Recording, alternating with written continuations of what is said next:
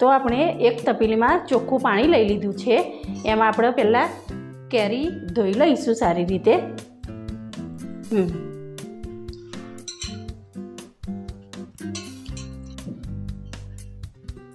તો સારી રીતે આવી રીતના પહેલાં ધોઈ લેવાની છે એને. તો ધોવાઈ ગઈ છે, એને પહેલાં લૂખી લઈશું આપણે સારી રીતે.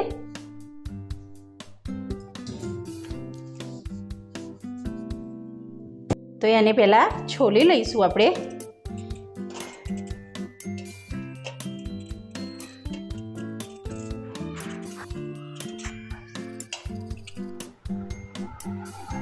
તો આપણે પહેલાં આ કેરીને આવી રીતના કટિંગ કરી લઈશું.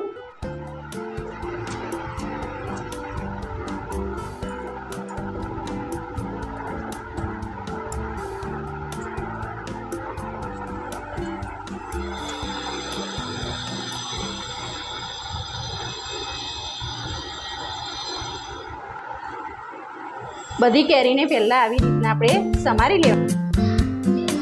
તો અડધી વાટકી આપણે ખાંડ લીધી છે, એ એડ કરી લેવાની છે. 1 ગ્લાસ પાણી લીધું છે, એને અંદર એડ કરી લેવાનું છે. બ્લેન્ડરની મદદથી એને બ્લેન્ડ કરી લઈશું પહેલાં આપણે.